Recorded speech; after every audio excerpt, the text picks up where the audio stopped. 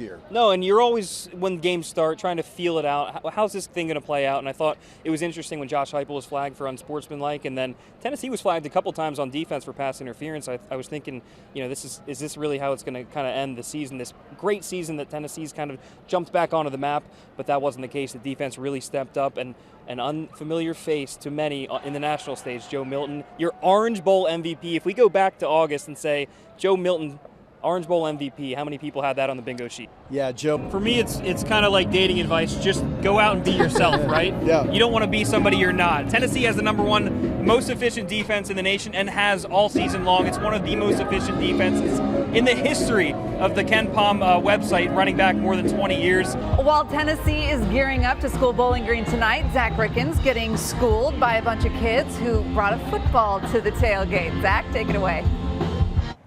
Yeah, getting schooled is a good way to put it. Yeah, I don't know how, but I kind of got sucked into all-time defense. We're playing who's got all-time QB right here. All right, let's go. Uh-oh. Oh, he's going long.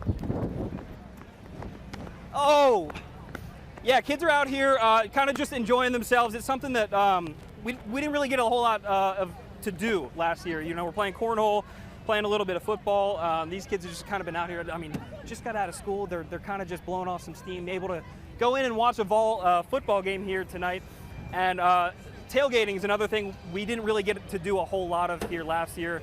It's only fitting that we're here in Orlando, the home of Disney World, for Tennessee's opening round game of the NCAA tournament. That's because there's been a lot of talk about Cinderellas here this week, and Louisiana was labeled as one of those teams, possibly with a glass slipper. But if you know one thing about Cinderella, she had to be home by midnight, and that's about the time this game ended on Friday morning. Now, whether that team meeting is actually the reason the team is now currently on this win streak it's on, we're never going to know. But frankly, does it really matter? They're now 6-5, bowl eligible, maybe headed to Florida here. Who knows, come January or late December, and could have a chance at a 7-5 season here with one game left, Senior Day against Vanderbilt, coming up next week. In Columbia, for your official station of the Vols, I'm Zack Rickens. For many of us, summer in East Tennessee means hitting the water. Well, that's kind of what's going down in Blount County, where middle and high schoolers are figuring out how to make waves. Here's our Zack Rickens. Kate's boat, sit ready, starting with stern pair.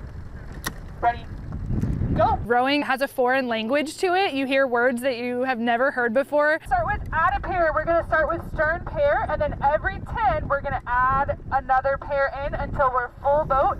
TriStar Rowing head coach Katie Moore fell in love with the sport 15 years ago. It's a cool full body sport, but really getting on the water is what hooks you. And that's exactly the point of this week's Learn to Row camps for kids from 6th to 12th grade. You learn the sport through immersion. It's like going to another country and learning the language by being there. It's the same motion over and over again, and new Learn to Row campers are working on the same exact things that Olympians are working on. And then once you have the technique, it's all about chemistry within the boat, and that's where the magic happens. Working with the team is also something that's really important, but also just working that you hold up your own out there. The ultimate team sport, says camper Kinley Shoemake, whose two brothers joined the team after Learn to Row camps in years past. Yeah, I think it's really fun. It's definitely hard and a lot to remember, but it's really fun. It is individualized in the fact that every single seat matters, but it's also ultimately the biggest team sport. You're only as fast as the slowest person in the boat, and you have to be completely 100% in sync all the way across the race course, which is really unique to rowing from other sports. Coach Katie, who earned 4 varsity letters rowing for UT, says on top of the health benefits of rowing, the sport teaches kids lifelong lessons they'll use every day. Learning to work together on a level like this is easy compared to the real world when you go and work in your career. Again, the time management that it takes, the discipline that it takes to show up every day and do the same thing every day. That's life, you show up to your job every day, and so these kids they're prepared for college and life after. Good for your body, working all of your muscles and your cardio, so it is truly a lifelong sport.